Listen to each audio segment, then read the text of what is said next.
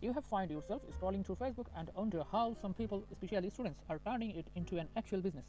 I'm not talking about just selling an old textbook here and there. I mean building a real side hustle from the ground up, right from their dorm rooms. Well, today we are gonna take a look inside their playbook. So the real question is, how is it actually done? Is there some kind of secret formula they are all using to turn their mindless scrolling into actual consistent sales? Turns out there is, but it's a playbook with a very, very interesting missing chapter. So something we are talking about today comes from their really cool student that sat down with 10 student entrepreneur in the Philippines. It dug into their strategies that works, what doesn't, and it uncovered this one crucial tool that, well, most of them are leaving on the table. Alright, let's open up this playbook. Chapter 1 is all about the why. I mean, why Facebook out of all the places online? Why are students flocking there to launch their businesses? The study found it really comes down to three main drivers. Okay, so here they are.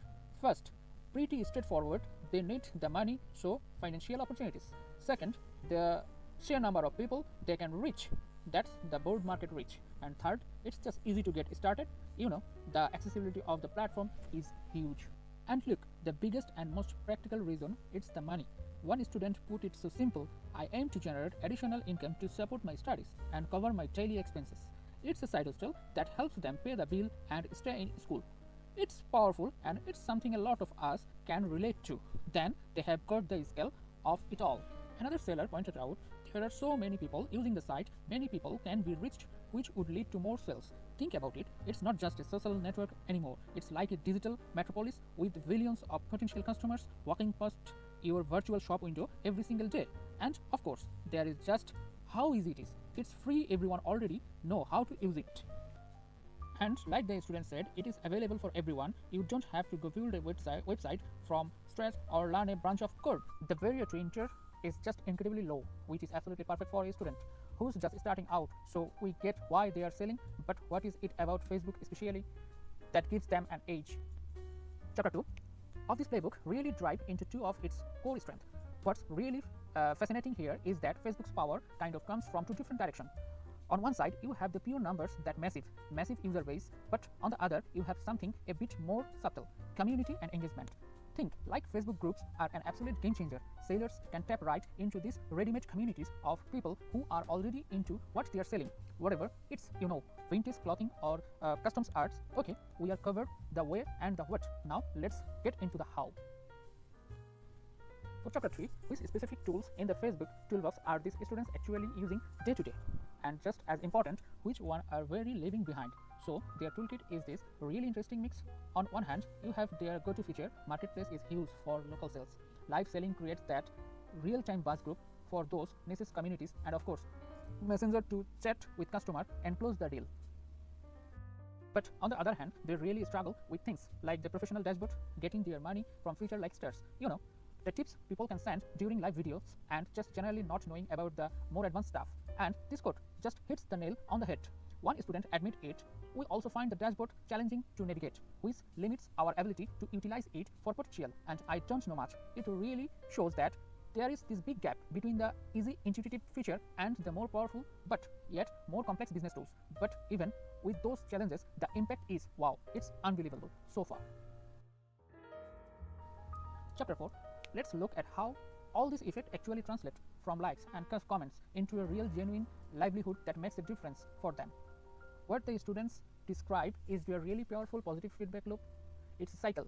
Using Facebook help them get new customers, which obviously increase their sales in their income. But it doesn't stop there. The platform also helps them build relationships which turn a one-time buyer into a loyal repeat customers. Okay, this is probably my favorite quote from the whole study. It taught me to not just focus on the quality, but also providing good service, which built my relationship with the buyers. This is so important. It shows that Facebook isn't just a seller channel for them. It's like a real-world business school teaching them about customer service and how to build lasting relationship. And that brings us to the end of the playbook. So it seems now we get to the most curious part of this whole thing, the missing chapter, the one powerful strategy that was almost completely missing from how these students do business. So what is it? What's this one tool that could potentially take their businesses to the next level? But for most of them, it's a total mystery. The answer: paid advertising, specifically that little push post button.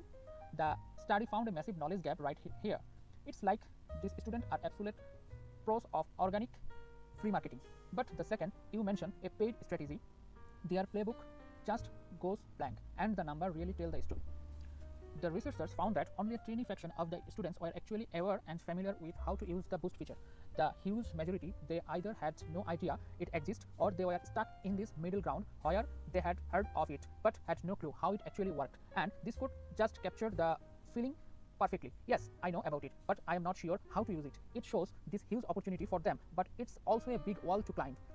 They know there is a more powerful tools out here, but they just don't have the key to unlock it. So let's do a quick recap of this whole playbook. First, it's clear that Facebook is the super important incubator for the next generation of entrepreneurs. Second, these students have totally mastered the platform's free organic tools. But third, there is this major disconnect, this knowledge gap that's stopping them from making the jump from organic to a paid strategy, which leaves us with one final pretty big question to think about. We always think of Facebook as a free platform, and for these students it is. But when the next level of growth is locked behind a paid feature, they don't understand. What's the real price they are paying for free? What potential are they leaving on the table?